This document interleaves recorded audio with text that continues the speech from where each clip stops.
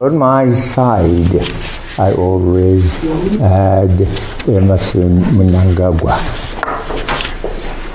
I brought him in to government. But I never thought he whom I had nurtured and brought into government and whose life I had worked so hard in prison to save, as he was threatened with hanging, that one day he would be the man who would turn against me. But there it was, there it is. It happened on the 15th of November. He was assisted by the army. I said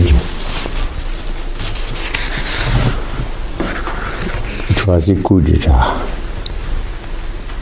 Some people have refused to call it a coup d'etat. And what happened? He could never have assumed the presidency of the country without the army. It's the army which assisted him. The army made sure that the other organs of state were neutralized, completely neutralized. They neutralized the Central Intelligence Organization, many of whose members were bashed with heads cracked, and this is not an exaggeration. Some of them are missing to this day. Their guns were taken away from them. The police had their armory completely emptied. Their guns had gone, disappeared. Who had taken them? The army. And then in our environment rolled what we never knew we had, some tanks. Oh, did we have these tanks? I was told they are ancient ones. 1914 to 1918 tanks. T-63 or 60 something. There they were rolling, armored cars running, and people not allowed to move from one place to another unless they got the permission of the army. Searches were taking place, left, right, and center.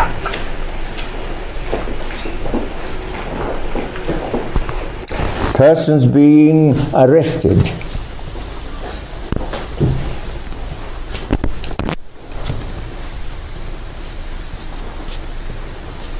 It was truly a military takeover. There was no movement permissible unless that movement was checked and allowed by the army. That's what it was. I don't know what you would want to call it,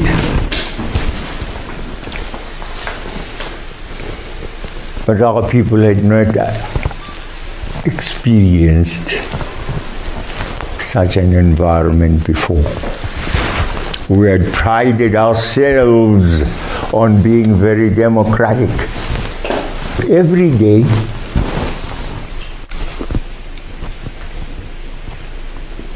those young men and women we have are being called one by one to be asked very silly questions. Where is Jonathan? Professor Jonathan Moyo? Where is Kasukuere? Where is Joao? They don't know. They are mere cooks, they are mere messengers, gardeners. You don't expect them to know. Why worry them? Ask me. I don't even know where they are. Yes, once upon a time, we assisted them to get to safety. Guns, volleys of bullets were being fired at their houses, on their houses. And a cry came, please, please, and it was my wife. Mama, save us, please save us. I wasn't there. She organized some of her security and said, go and save them.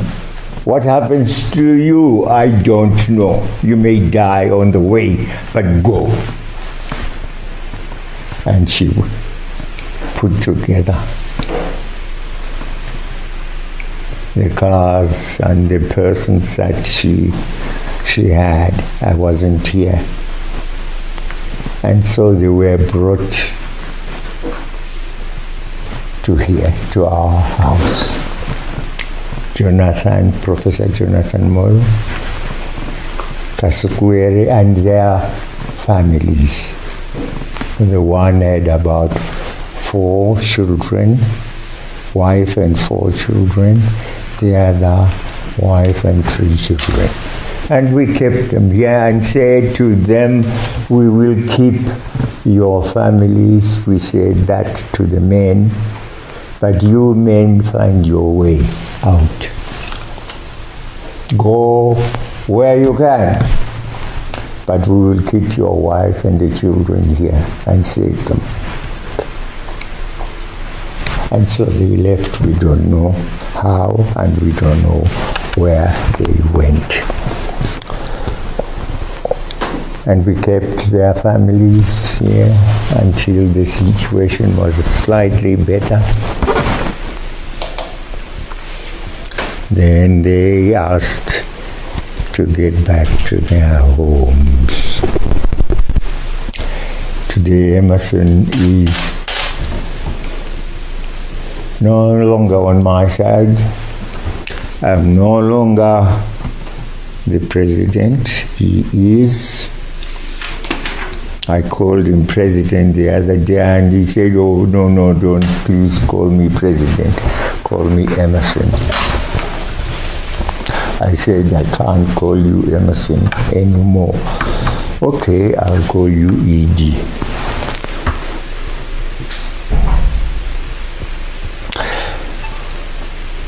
And you're coming here, we hope. We'll get the views I have published. I don't hate Emerson. I brought him into government. I would want to work with him, but he must be proper. He is improper where he is. Illegal.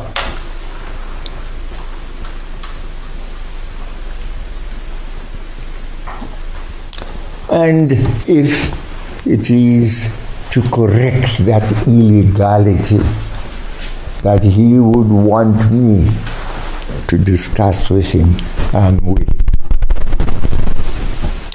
We must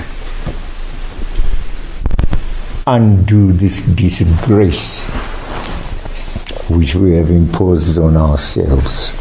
We don't deserve it. We don't deserve it. Please, we don't deserve it. Zimbabwe doesn't deserve it. We want to be a constitutional country. Yes, we may have our shortcomings here and there, but overall, we must obey the law, become constitutional. People must be chosen to be in government in the proper way. I will discuss. I'm willing to discuss. I'm willing to assist in that process. But I must be invited, properly invited for that discussion. Currently, I am isolated. And I'm glad I have your company. Well, as defiant as ever, you could say almost vintage Robert Mugabe